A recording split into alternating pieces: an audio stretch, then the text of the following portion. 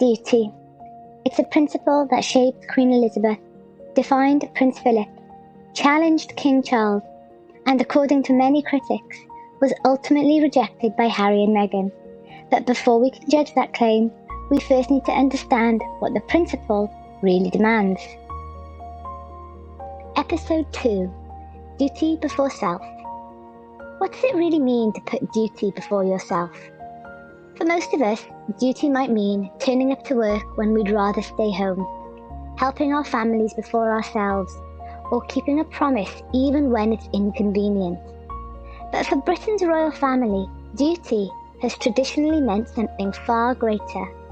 It means accepting that your personal wishes, ambitions, and even your happiness may sometimes have to come second to the institution you represent. For over 1,000 years, the monarchy has survived because each generation has accepted one simple idea: the crown comes first. Not the individual, not public popularity, not personal fulfillment, the crown. Some have embraced it, others have struggled with it, and in recent years, no members of the royal family have generated more debate over this principle than Prince Harry and Meghan Markle. Their supporters argue they chose freedom over an outdated institution. Their critics argue they abandoned one of the monarchy's most fundamental expectations, duty before self. So, before we examine Harry and Meghan's actions, we first need to understand what this principle actually means and how previous generations of royals have lived by it, because only then can we fairly ask whether Harry and Meghan followed that tradition or broke from it. Unlike politicians, the British monarchy holds very little political power. Its strength comes from something less tangible, but arguably more important: public trust. The monarchy survives because people believe its members serve something bigger than themselves.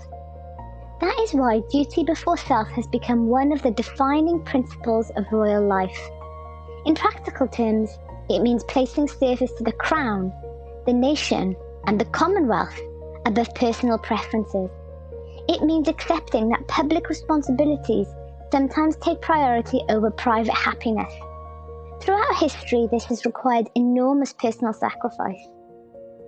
Senior royals have attended engagements whilst grieving loved ones. They have continued working through illness, sometimes serious illness. They have accepted restrictions on what they can say, where they can live, and how they conduct their personal relationships. Whether those expectations are fair is open to debate, but they have long formed part of the unwritten contract between the monarchy and the public. The institution asks for loyalty, restraint, and service. In return, it receives legitimacy and public support. No one embodied that philosophy more completely than Queen Elizabeth II. Her famous promise, made on her 21st birthday, would define not only her reign, but the expectations placed upon every senior royal who followed. She said, "My whole life, whether it be long or short, shall be devoted to your service." For Elizabeth, those were not simply words. They became the guiding principle of her life. Even during personal tragedies, family crises, and declining health, she rarely allowed private concerns to overshadow public duty. That unwavering commitment established the standard against which many subsequent royals have been judged. But if Queen Elizabeth represented the promise of lifelong service, one man demonstrated the burdening personal sacrifices that service could demand: Prince Philip. And few people gave up more in support of the monarchy than he did. Part 2. Prince Philip, the man who lived duty before self. If Queen Elizabeth II became the symbol of lifelong service, Prince Philip became the symbol of lifelong sacrifice. For more than 7 decades, he stood behind the Queen. To understand why many historians regard him as one of the monarchy's clearest examples of duty before self, you first have to understand what he gave up. Before Elizabeth became Queen, Philip wasn't simply the husband of a future monarch. He was a decorated Royal Navy officer with a career full of promise. Many believed he had the ability to rise to the very top of the service. He was respected, ambitious, and building an identity entirely separate from the royal family. Then everything changed. When King George V died in 1952 and Princess Elizabeth became Queen, Philip faced a choice that few people will ever have to make. His naval career was effectively over. From that moment on, his role would no longer be to command ships or pursue his own ambitions. His role would be to support someone else's. For a man known for his confidence, independence, and leadership, adapting to life as the Queen's consort required an extraordinary change in identity. Constitutionally, he held no real power. He couldn't make political decisions. He couldn't influence government policy. He couldn't direct the monarchy. His role was simply to support the sovereign. That may sound straightforward. In reality, it demanded remarkable restraint. There is one image that perfectly captures that sacrifice. Throughout Elizabeth's reign, Philip was almost always seen walking 2 steps behind the Queen. Today that may seem like little more than royal protocol, but viewed through the lens of the 1950s, when traditional expectations of husbands were very different, it carried much greater significance. Philip had once commanded sailors. Now he was expected to spend the rest of his life following rather than leading. And yet, by almost every account, he accepted that role. Not because it was easy, but because he believed supporting the monarchy mattered more than pursuing his own ambitions. That commitment extended far beyond ceremonial appearances. Over the next 70 years, Prince Philip undertook thousands of official engagements, travelled extensively on behalf of the Queen, and became patron or president of hundreds of organisations. Perhaps his greatest legacy was the creation of the Duke of Edinburgh Award. Since its launch in 1956, the programme has encouraged millions of young people around the world to develop skills, resilience, and confidence through volunteering, physical activity, and adventure. Long after individual royal engagements had been forgotten, the award continues changing lives. It became one of the most enduring examples of Philip creating something that had outlasted him. Even in old age, retirement didn't come easily. Philip officially stepped back from public duties in 2017 at the age of 96.